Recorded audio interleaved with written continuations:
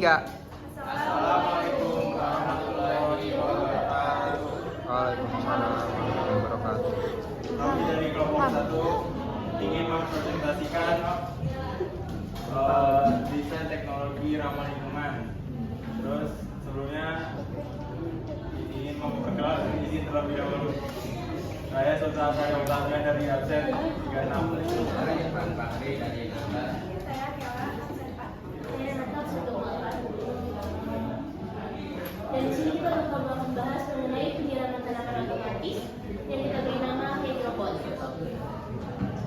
Jadi hydropon adalah robot penyiram tanaman IoT dan AI yang hemat air sungai dan adalah penyiraman tanaman otomatis dan untuk mengoptimalkan penggunaan air dengan cara lewat kebutuhan tanaman berdasarkan perkembangan tanah dan kondisi cuaca yang terjadi. Jadi sistem ini bekerja secara otomatis menggunakan sensor dan parameter berbasis IoT atau sehingga tidak ada pemborosan air dan efisien dibandingkan penyiraman manual.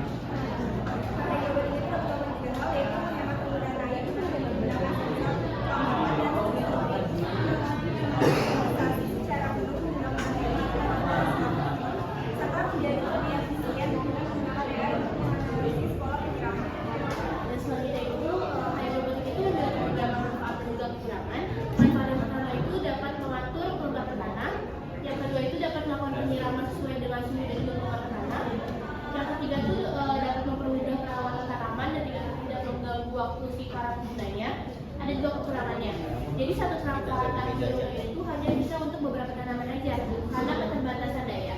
Lalu yang kedua itu membutuhkan banyak waktu dan biaya.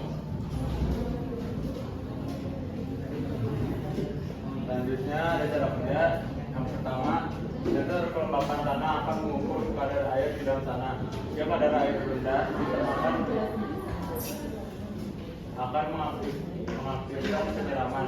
Yang kedua, lalu jika sensor cuaca mendeteksi kemungkinan hujan, sistem akan menunda penyiraman untuk menghambat air.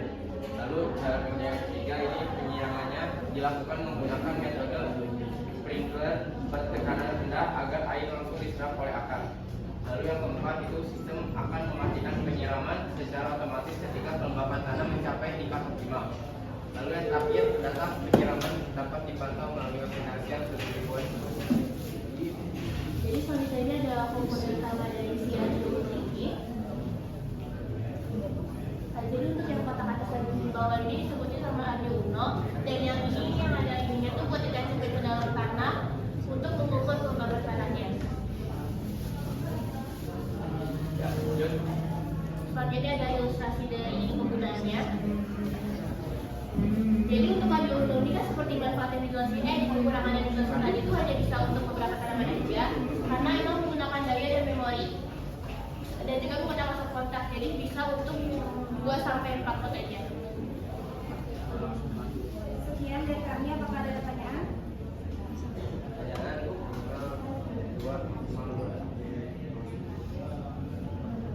Ya. Buat kelebihan dan kekurangan alatnya apa ya? Ya.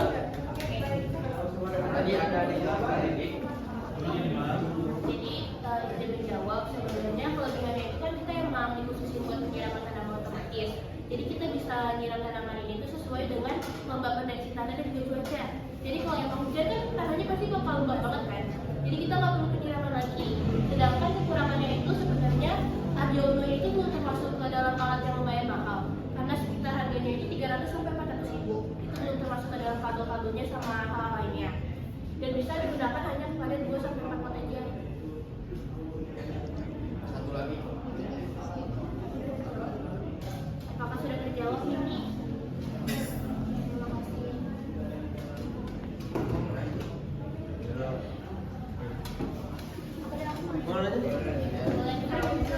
Jadi mau nanya, kalau misalkan setiba-tiba si alatnya itu tuh tidak berfungsi, maksudnya kayak tiba-tiba ngehang atau dia nggak bisa ngedeteksi si cuaca itu gimana solusinya? Jadi sebenarnya alat itu bisa dikendalikan otomatis. Cuman sebenarnya emang harus dari wiki yang sama, karena emang wiki dikembangkan untuk kedua ini. Oh. Tapi nggak bisa diatur faktor jauh gitu ya? Bisa, cuma itu pakai IoT kan kayak Ayo. Ayo. Jadi kami pakai logo yang di bawah itu kan dia ada tentang IoT juga kan. Nah itu kan dia bisa dikendali lewat jarak jauh. Jadi kalau misalnya ada kerusakan itu nanti kita bisa buat biar si aplikasinya itu bisa mendeteksi, jadi ngirim kayak notifikasi kita kalau alat itu bisa mati, bisa diperbaiki. Maksimal jaraknya berapa? Kalau misalnya kita pakai IoT sendiri itu kan maksimalnya bisa ke mana-mana ya. Kalau kita pun di luar negeri itu masih bisa karena kita pastinya IoT. Jadi emang luas kok.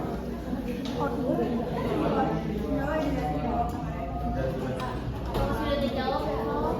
Oh, apakah sudah terjawab? Iya, sudah. Ya, satu lagi kita. Mau nanya dong tentang potensi kerusakannya, apa ada apa ya, dia tuh setelah digunakan berapa lama gitu, apa ada potensi kerusakan dan lain-lain. Terus dia tuh kemungkinan apa itu berapa lama?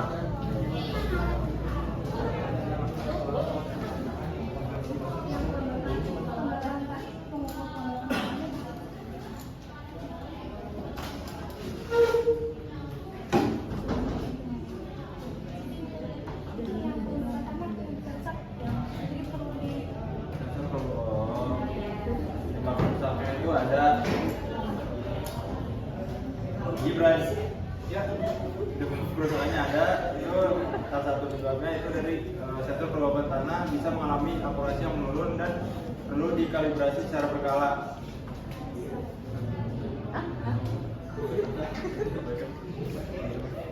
Kayak yang tadi sih Sultan kasih kalau misalnya dia itu harus dirawat kan. Jadi sebenarnya kapan waktu si itunya bisa bertahan itu tergantung sama perawatan yang kita lakuin ke rangkaian si produk. Dan juga Dwi Uno itu hanya bisa beroperasi di suhu 0 sampai 70% aja. Jadi kalau emang digunakan di suhu di atasnya terus menerus itu bisa mengalami kerusakan. Dan jangka waktunya itu sekitar 5 sampai 7 tahun. Sekian dari kami, kurangnya mohon maaf. Assalamualaikum warahmatullahi wabarakatuh. Waalaikumsalam warahmatullahi wabarakatuh.